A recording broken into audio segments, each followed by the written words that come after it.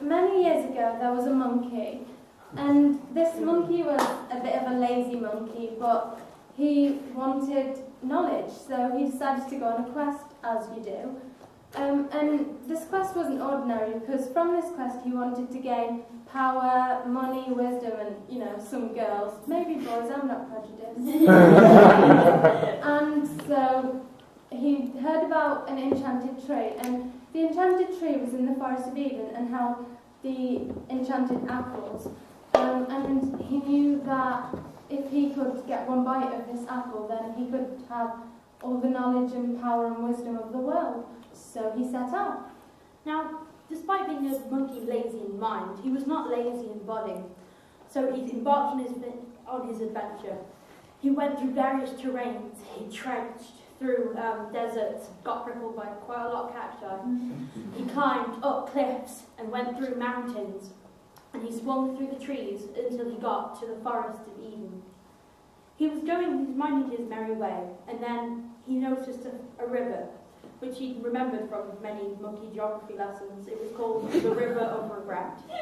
And he hung from a tree, and he noticed two enormous crocodiles. Now these crocodiles were absolutely gigantic. Their jaws were large enough to swallow Tony Blair's ego. And whilst he was watching these crocodiles, he looked up and saw there was also a fig on the other side of the river. And he was thinking to himself, that fig looks pretty nice, so I'm going to think of a plan to get that. So he was thinking of the most devious plan possible when the crocodile spotted him. Now, he was a little bit scared, and these crocodiles looked up at him, and they sort of, I don't know, they were pretty freaking him out. So he kind of swung his way down, and he looked at them, and he was like, hey, just little favour here. And the crocodiles looked at him and they were like, no, okay. How about you come with us? We're going for tea. And so he jumped aboard the crocodiles, and when they were halfway across the river, the crocodile stopped, and the monkey was quite frightened, not sure why they'd stopped, so he asked, why did you stop? And the crocodiles evilly replied, well, we were hungry, and we heard monkey hearts are quite nice. Oh, okay. But that's, please don't. You see, earlier on, when he'd been hanging from a tree, he'd heard a strange conversation which he'd completely forgotten about. And it was a little bit weird. He'd heard snippets, odd words, and they confused him a bit, you know? It was, what was it? Monkey, heart, eat, rabbit. But he'd completely forgotten about this. So he said to the crocodiles, well, you should probably know something, that when monkeys, kind of joke with themselves, they put their hearts on trees and they leave them there until special occasions. You take me across there, and I'll give you my heart, and you can have it. And so he managed to persuade them to take him across, and he climbed up the tree and decided that he'd just eat the fig and started to taunt the crocodiles. And as he was eating the fig, a massive hippo decided to walk up to him and came to a stop like Boris Johnson on a zip wire. And he roared, a mighty roar, asking, why? Why did you eat my fig? Now the crocodiles ran off. Well, Swam. yeah, because, water and stuff. And the hippo was like, you can't have that fig. And the monkey's like, well, I'm really tired, please. I'll get you another one later. And so the hippo let the monkey go, as long as he brought back the fig.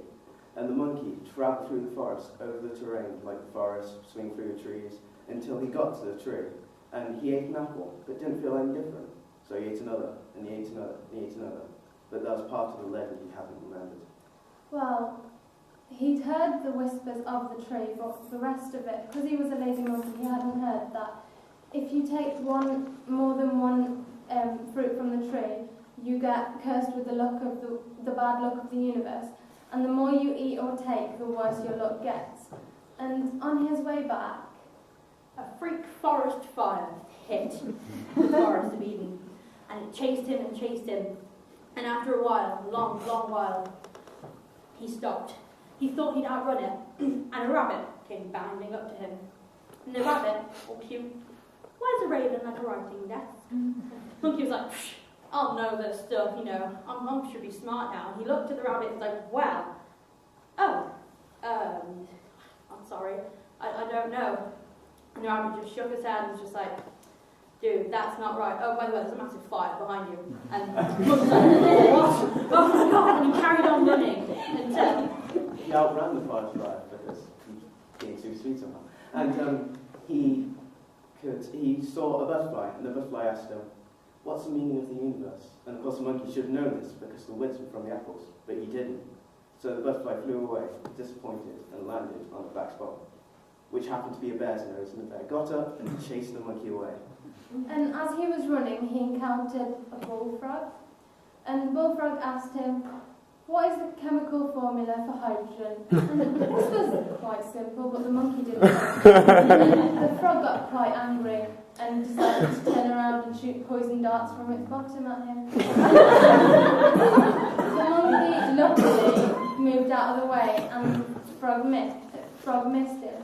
And he kept running and running in fear, and the monkey was lost by now. And to this day, he's still wandering the forest somewhere. And the morals are, that I want never gets. and the knowledge is power, but sometimes it's best not to know.